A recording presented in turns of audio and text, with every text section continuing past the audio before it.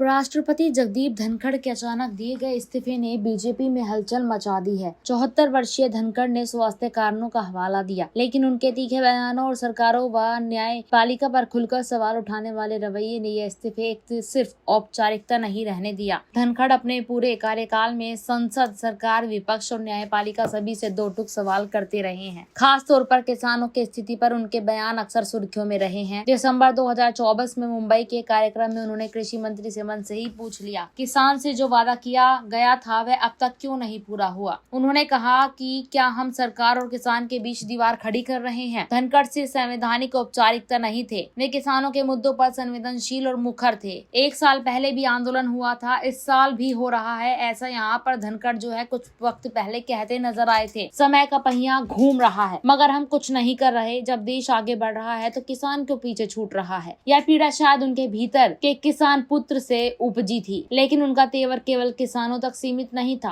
धनखड़ ने supreme court की सक्रियता, अवैधानिक शक्तियों के संतुलन पर बार बार सवाल उठाए। अनुच्छेद 142 अब लोकतांत्रिक संस्थाओं के खिलाफ परमाणु मिसाइल बन गया। इनका इशारा था कि जब संसद द्वारा पारित कानूनों को कोर्ट रद्द कर देता है तो सत्ता का संतुलन बिगड़ता है। उन्होंने NJAC को खारिज करने के लिए फैसले को लोकतंत्र के विरुद्ध भी बताया था। जब संसद का सर्वसम्मत कानून कोर्ट खारिज कर दे और संसद चुप रहे तो यह लोकतंत्र की कमजोरी होती है। कॉलेजियम पर भी उन्होंने खुलकर सवाल उठाए थे। मुख्य न्यायाधीश DY चंद्रचूड़ की मौजूदगी में ही कहा कि न्यायिक नियुक्तियों में पारदर्शिता की कमी है। वो बार बार संसद की सर्वोच्चता की बात करते रहे। राज्यसभा के सभापति के तौर पर भी उनका कार्यकाल टकराव से भरा रहा। विपक्ष ने उन पर पक्षपात के आरोप लगाए और उन्हें हटाने का नोटिस भी लाया, जो बाद में खारिज कर दिया गया। धनखड़ ने इस पर व्यंग्य में कहा, ये नोटिस जंग लगे सब्जी काटने वाले चाकू से बाईपास सर्जरी करने जैसा है। उनका ये अंदाज दिखाता है कि वे शब्दों से हमला करना भी जानते थे। इस्तीफे की टाइमिंग भी अहम है। उसी दिन राज्यसभा में विपक्ष ने जस्टिस यशवंत वर्मा को हटाने का प्रस्ताव पेश किया। यह प्रस्ताव खुद धनखड़ को सौंपा गया और उन्होंने इसे सदन में दर्ज भी किया। यानी न्यायपालिका बनाम संसद की लड़ाई में धनखड़ सिर्फ दर्शक नहीं, एक